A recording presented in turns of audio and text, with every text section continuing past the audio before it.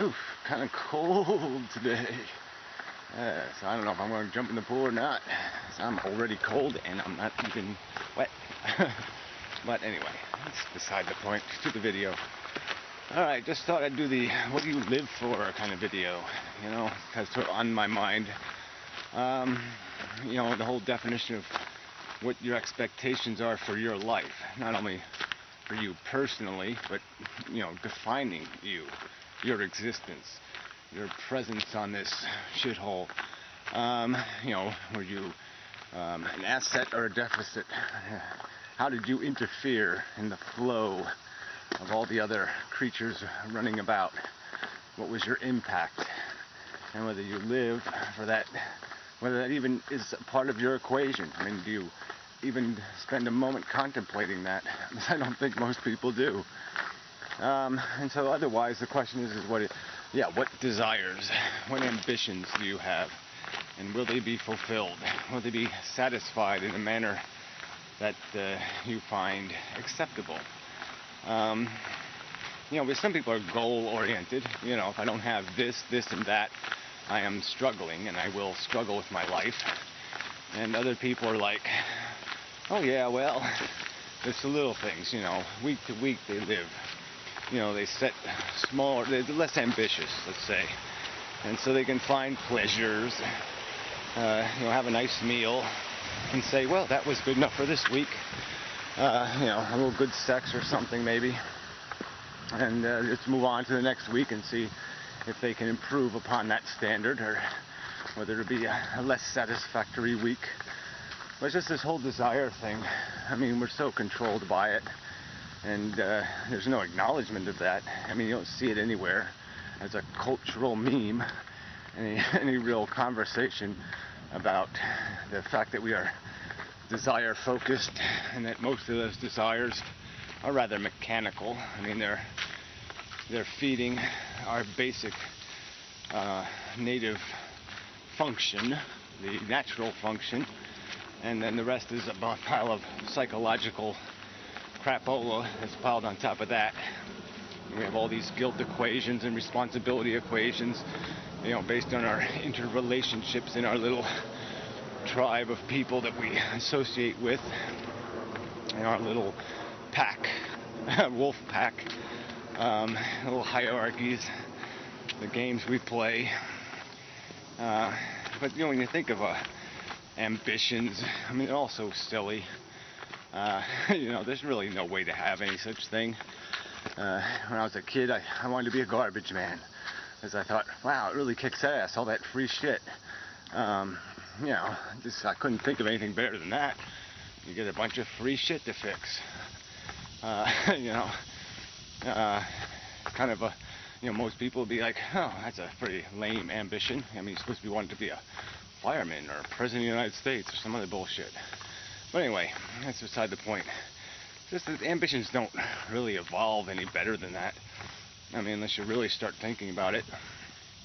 And you really have to think about it. Because then you start really evaluating what you're supposed to be doing.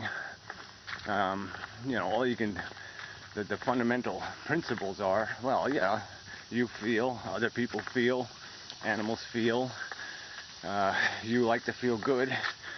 It just makes sense that they like to feel good. Their feelings are as valuable as your feelings. Yeah, you're fucked. You have no choice but to function in a world that involves more than you. But damn, we're not built to do that. There's nothing in my psychology saying, yes, it's going to be just as good if somebody else gets laid as if I get laid. That doesn't really make any sense to my brain, you know, to my psychology, but certainly it makes sense to my intelligence. My intelligence sees that as reasonable, but my psychology can't.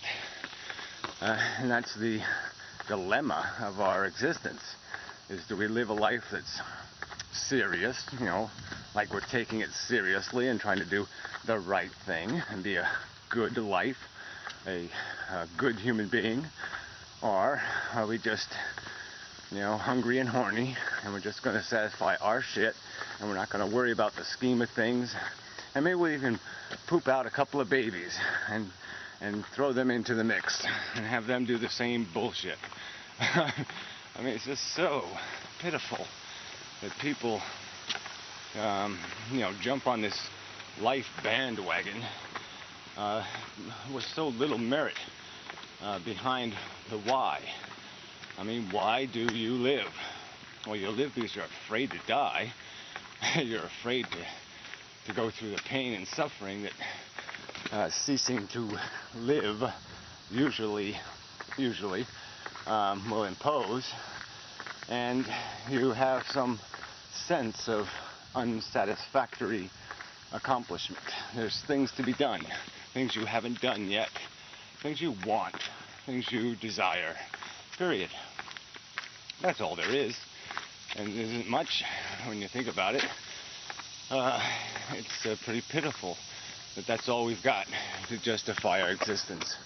Is a bunch of contrived desire built by a little molecule, little DNA molecule that doesn't want, wrong word, that is constructed in such a way that it implicates all possessors to invest in a future without designing that future. I mean, there's such an irony to it. It's just do the future. It's not do it right. It's just do it. Make, and it's just so stupid. It's all quantity over quality, and the only hope we have is to escape it is intelligence. And 99% of people think intelligence is a hammer. I think it's a scheming tool. It's a tool to be used to just get what they personally want, and that's good enough. And that if we all act that way, somehow it's going to work out, and it won't.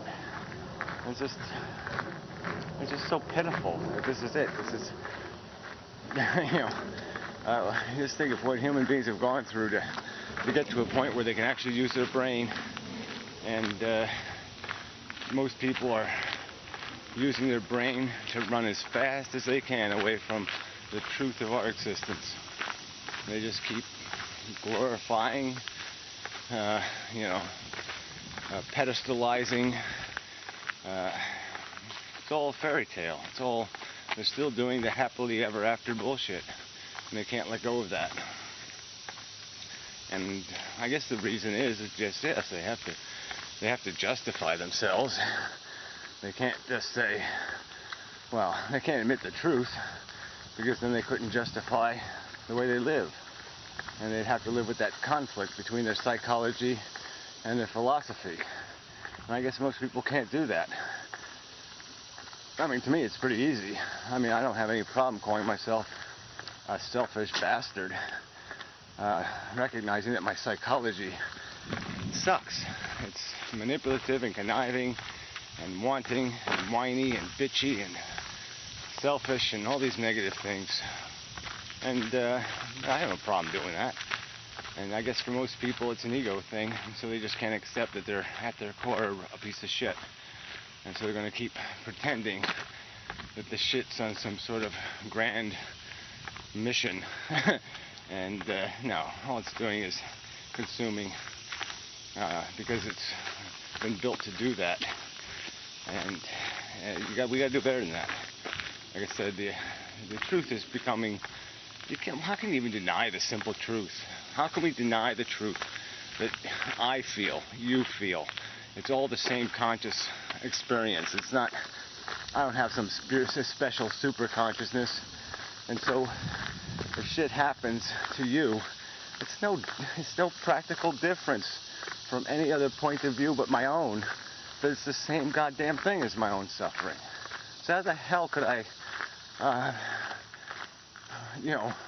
sponge that away, or erase that, or diminish that, or be less than horrified by that? I mean, yes, psychologically, the bear isn't chasing me and eating me, so yeah, I can't have the same panic response. But just to acknowledge that it's happening to somebody else, and that it should at least affect me. It should at least occupy some portion of my time. because it's real. Just as real as if it was me. If it was me, I'd be an hysterical lunatic.